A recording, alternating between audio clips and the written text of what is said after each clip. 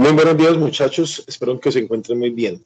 El día de hoy vamos a hablar del esquema clásico del delito. Ustedes saben, en nuestra clase de Derecho Penal hemos venido hablando de qué es el delito y la evolución histórica que éste ha tenido, sus diferentes componentes o elementos. Hoy nos encontramos estudiando la conducta punible. La conducta punible está definida en nuestro ordenamiento jurídico en el artículo 9 como conducta punible aquella que es típica, antejurídica y culpable. Esto significa que tiene una estructura tripartita porque contiene tres elementos o tres categorías dogmáticas: tipicidad, antijuridicidad y culpabilidad. Sin embargo, esa estructura no nació de la nada y no fue inventada con la Ley 599 de 2000. Por esta razón es importante que conozcamos la evolución dogmática del delito para poder entender por qué el Código Penal Ley 599 de 2000 adoptó esa estructura. Por esta razón, vamos a estudiar en este primer momento el esquema clásico del delito, también conocido como esquema causalista. En este sentido, debemos señalar desde ya que se denomina esquema causalista debido a la teoría o fundamentación del concepto de acción que tiene el esquema. Para el esquema causalista o el esquema clásico del delito, se determina como causalista debido al concepto de acción porque este parte de un concepto naturalista. Entonces tenemos que tener en cuenta, lógicamente, que son tres esquemas principales. Como lo están viendo en pantalla, los esquemas del delito son métodos de estudio del delito aplicado. Es decir, cuando vemos una conducta que ha desarrollado una persona, tenemos que determinar si esta conducta es constitutiva o no de una conducta punible. Para ello se han determinado algunos esquemas. Como están viendo, los principales esquemas o esquemas tradicionales son el esquema clásico, el esquema neoclásico y el esquema finalista. Cada uno tiene algunas variaciones en su estructura tripartita. En este primer momento vamos a hablar del esquema clásico. El esquema clásico, también conocido como esquema causalista, les indicaba que se denomina de esta manera debido a que su definición o concepto de la acción es tomada desde un punto de vista de la naturaleza. Así las cosas, la definición de acción, ¿qué es? La definición de acción es el concepto que se tiene como inervación muscular capaz de modificar el mundo exterior. ¿Qué significa esto?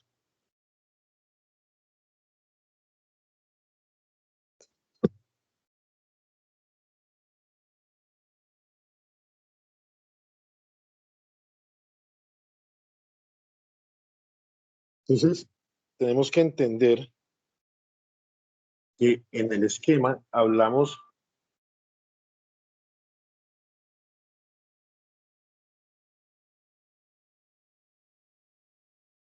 de una acción que es típica, que es antijurídica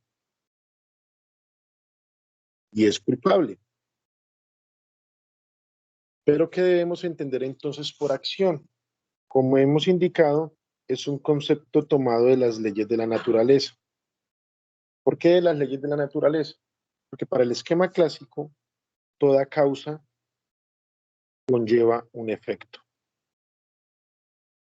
Y con base en esta definición, se denomina la acción como la inervación muscular capaz de modificar el mundo exterior.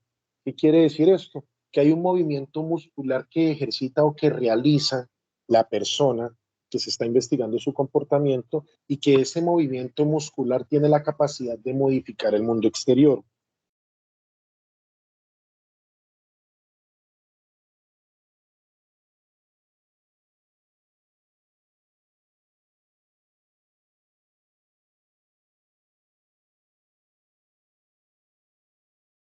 Ahora, no basta únicamente con que sea un movimiento muscular que modifique el mundo exterior. Esto significa que tiene unos elementos.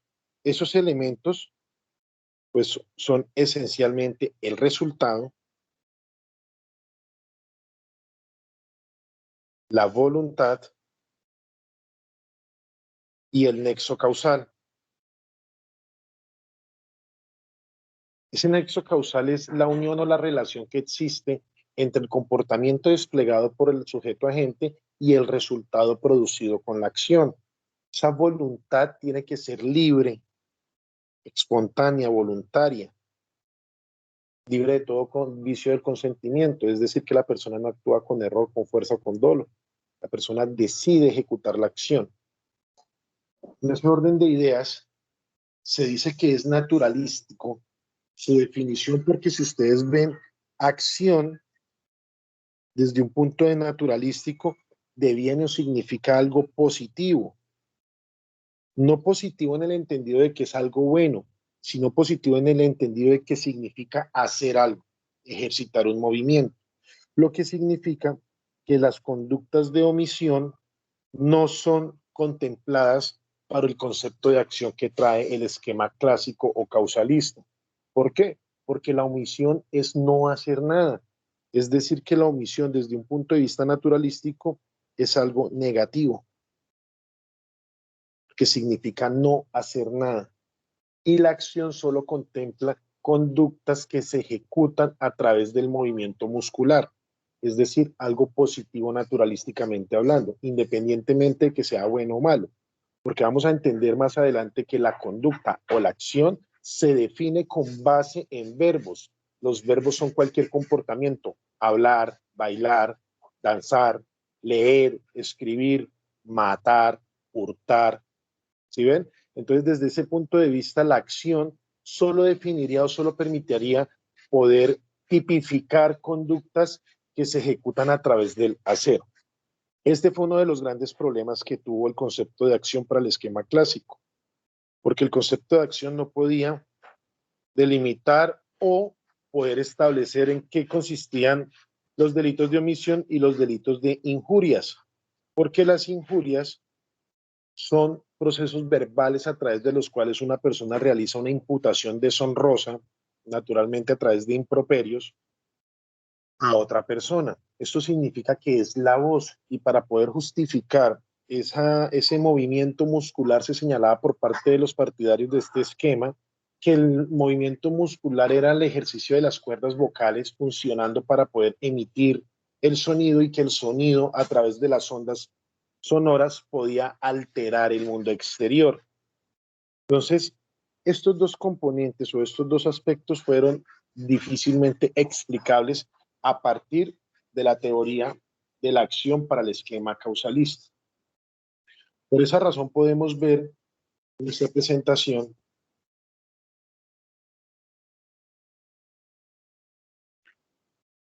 que la acción es una inervación muscular modificadora del mundo exterior que es perceptible por los sentidos y que tiene unos elementos. Dichos elementos, como ya se ha indicado, son la voluntad, el resultado y la relación de causalidad entre el resultado producido y la conducta de la persona. Ahora bien, una vez encontrada esa acción, vamos a proceder a determinar qué es la tipicidad.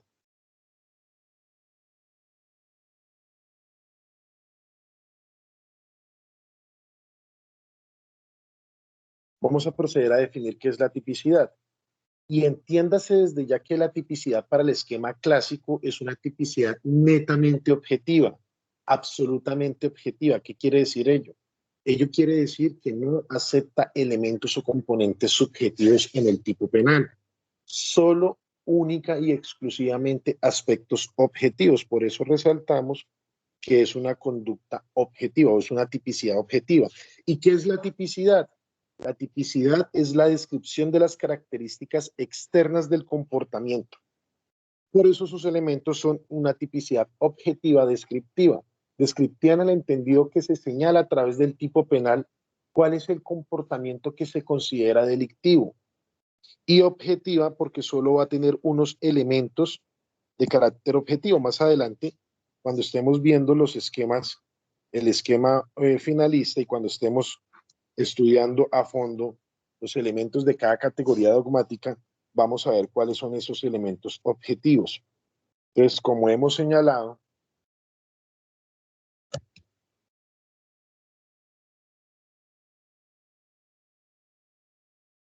La tipicidad es netamente objetiva,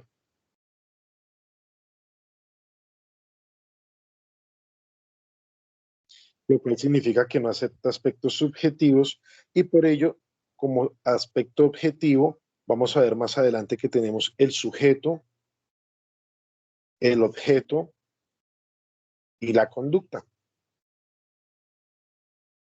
Esos son los elementos de la tipicidad objetiva. Entonces, para concluir, podemos definir a la tipicidad como la descripción de los elementos exteriores del tipo, matar a otro. Entonces, el que matare a otro. Pero miren que ahí no se dice con qué intención lo hace o con qué modalidad, como lo señalamos actualmente en el artículo 21 del Código Penal. Modalidades de la conducta punible, dolo, culpa y preteritención. Porque para el esquema clásico o causalista, el dolo y la culpa estarán ubicados en la culpabilidad por considerar este el aspecto subjetivo del comportamiento y por lo tanto deberá ser valorado desde la culpabilidad y no desde la tipicidad. Ahora, ¿qué debemos tener en cuenta adicionalmente?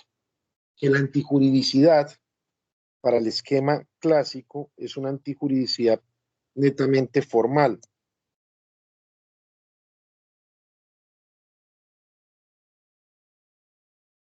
O como lo denominan los académicos, objetiva valorativa. ¿Por qué valorativa? Porque va a valorar si el comportamiento que es típico es o no es antijurídico. ¿Y por qué objetiva? Porque va a valorar si hay una contradicción entre el comportamiento desplegado por el sujeto agente y la norma jurídica. Pero ojo, esa norma jurídica no es simplemente la norma penal, sino que es todo el ordenamiento jurídico.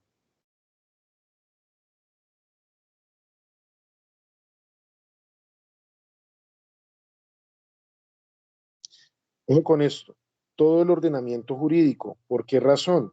Porque resulta que si por alguna circunstancia otra área del ordenamiento jurídico faculta o permite la realización de la conducta, no habrá antijuridicidad. ¿Por qué razón? Porque digámoslo de esta manera solo para efectos prácticos, justifica el comportamiento. ¿Qué quiere decir ello? Que si en principio el derecho penal lo prohíbe, otra área del derecho lo permite. Entonces está justificando que la persona pueda comportarse de esta manera. Por eso es absolutamente formal. Contrario a lo que sucede en el esquema neoclásico, como veremos en la siguiente unidad. En el esquema neoclásico ya se crea el concepto de la antijuridicidad material. ¿Y ello qué implica? Ello implica necesariamente que se debe no solo lesionar, sino que también se puede poner en peligro efectivo el bien jurídicamente tutelado para poder hablar de antijuridicidad material. Esta antijuridicidad, al igual que la tipicidad, son elementos objetivos de la conducta punible. ¿Por qué razón? Porque como lo indicamos hace un instante, para el esquema clásico, la conducta punible se compone de dos elementos, uno objetivo y uno subjetivo. El objetivo está representado en la tipicidad y la antijuridicidad, mientras que el subjetivo está representado en la culpabilidad, porque para el esquema clásico la culpabilidad está compuesta por dolo y por culpa. Entonces, esto significa que solo desde la culpabilidad vamos a poder ver cuál es el aspecto subjetivo de la conducta. Les voy a poner acá un momento la presentación para que ustedes vean una estructura un poco más organizada.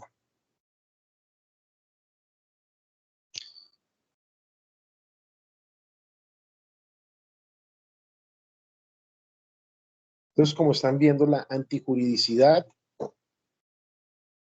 es la relación de contradicción objetiva entre la conducta y el total ordenamiento jurídico, siendo objetiva y siendo un aspecto objetivo del delito.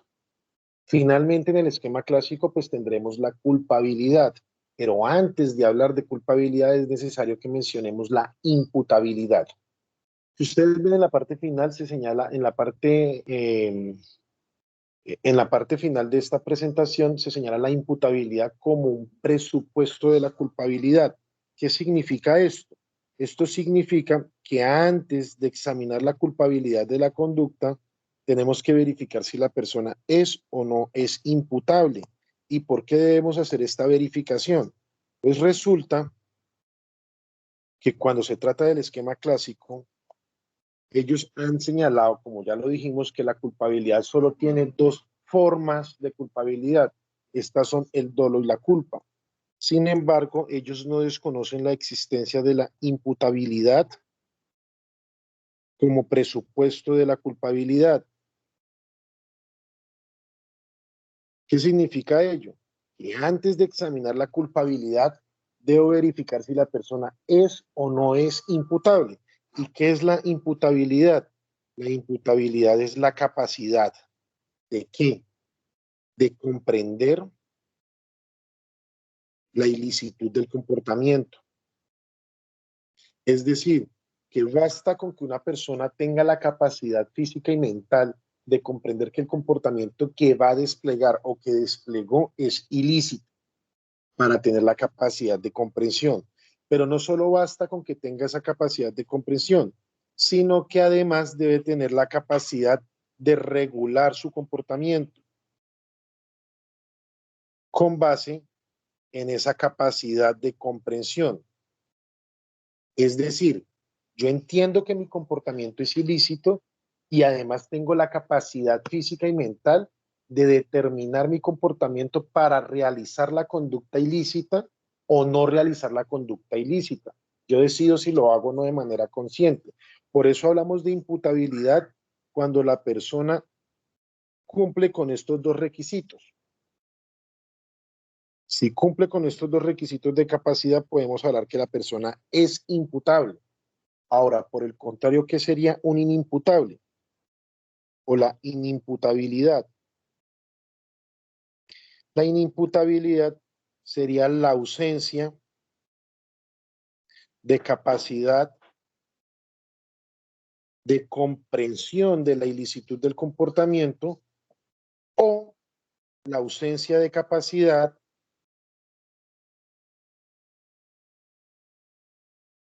de regulación del comportamiento de conformidad con la comprensión que ya tiene. Es decir, que una persona puede no comprender la conducta y eso lo hace inimputable. O es posible que la persona comprenda que esa conducta es ilícita y aún así no pueda evitar realizar esta conducta porque no está en su capacidad mental. Esto generará un estado de inimputabilidad. ¿Qué significa ello? Que una persona inimputable no se le puede juzgar con culpabilidad. Por eso, para el esquema clásico, la imputabilidad es un presupuesto de la culpabilidad. Más adelante veremos que en el caso del esquema neoclásico y finalista, la imputabilidad va a ser un elemento integrante de la categoría dogmática de la culpabilidad. Ahora bien, ¿qué es la culpabilidad? La culpabilidad, como ya se indicó, es el aspecto subjetivo del delito. Y como aspecto subjetivo del delito, es el nexo psicológico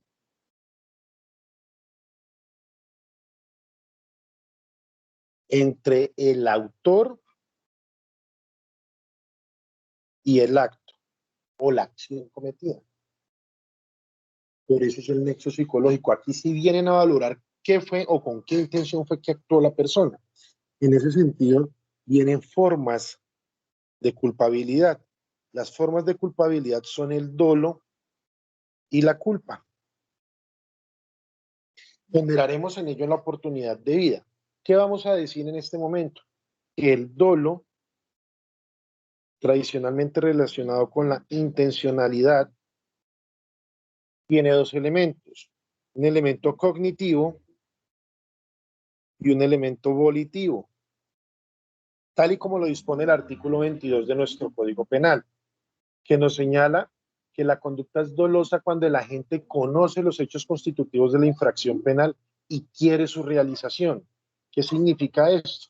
Que la persona sabe que su comportamiento está descrito como una conducta típica y aún así quiere realizar esa conducta. Por eso es doloso intencional. Mientras que la culpa, como vamos a ver en nuestra estructura del delito en el Código Penal colombiano, implica la violación al deber objetivo de cuidado. Y hay culpa con representación y culpa sin representación. ¿Qué significa esto? Que en la culpa no hay intención. En la culpa la persona no quiere ejecutar un comportamiento descrito como típico. En la culpa lo que tenemos es una persona que por naturaleza comete un delito imprudente. Así lo contemplan en algunos ordenamientos jurídicos, el delito imprudente. ¿Y por qué imprudente? Porque la intención que tiene la persona realmente es la de ejecutar una conducta humana aceptada por el derecho penal, como por ejemplo conducir un vehículo automotor para transportarse de un punto A un punto B. No obstante, en el desarrollo de esa actividad de conducción que es legal, que es lícita, la persona puede cometer un acto que implica la violación al deber objetivo de cuidado, como por ejemplo pasar una señal de semáforo en rojo. Entonces, cuando se pasa por alto esa señal en rojo, está violando el deber objetivo de cuidado porque puede producir un accidente. No obstante, no hay intención de producir el accidente. Por eso más adelante profundizaremos en la culpa con representación y la culpa sin representación. Igual generan responsabilidad penal. ¿La diferencia cuál es? Que como lo estamos viendo, en el esquema clásico, esa culpa está ubicada dentro de la categoría dogmática de la culpabilidad. Ahora bien, hay que tener en cuenta lo siguiente, solo cuando verificamos que existe acción y que esa acción es típica, es antijurídica y es culpable, podemos hablar que existe una conducta punible. Y recuerden que en el esquema clásico, la inimputabilidad es un presupuesto de la culpabilidad. Entonces deberemos verificar primero si efectivamente hay o no hay imputabilidad. Entonces, por esta razón, en este momento están viendo en pantalla que la conducta punible es una acción típica y antijurídica y culpable con imputabilidad como presupuesto de la culpabilidad. Por eso vemos que en este caso la imputabilidad está en rojo, porque es preexistente a la culpabilidad. Y si quieren un resumen, podemos decirlo de la siguiente manera. Acción como inervación o movimiento muscular modificador del mundo exterior, que es perceptible por los sentidos y que se compone de los elementos de voluntad, resultado y nexo causal. Tipicidad, que es estrictamente objetiva, lo cual implica que no acepta aspectos subjetivos, y una antijuridicidad formal objetiva valorativa, que es un aspecto objetivo del delito, al igual que la tipicidad. La imputabilidad como presupuesto de la culpabilidad, que es la capacidad de comprender la ilicitud del comportamiento y de regular su comportamiento de conformidad con dicha comprensión, y la culpabilidad, que viene a ser el elemento subjetivo del delito y está compuesta por formas como son el dolo y la culpa. Esa, en líneas generales que están viendo en pantalla, es la estructura de la conducta punible en el esquema clásico. Vamos a ver en el siguiente video el esquema neoclásico, cómo se cambian algunos conceptos como el de acción, cómo se adiciona la antijuridicidad material y cómo la imputabilidad pasa a ser un elemento integrante de la culpabilidad, y además se crea el juicio de reproche como aspecto valorativo dentro de la culpabilidad. Espero que haya sido muy claro, que no hayan dudas al respecto, muchachos, y que haya sido de mucha utilidad el presente video. Nos vemos en nuestra próxima sesión. Que tengan un feliz día.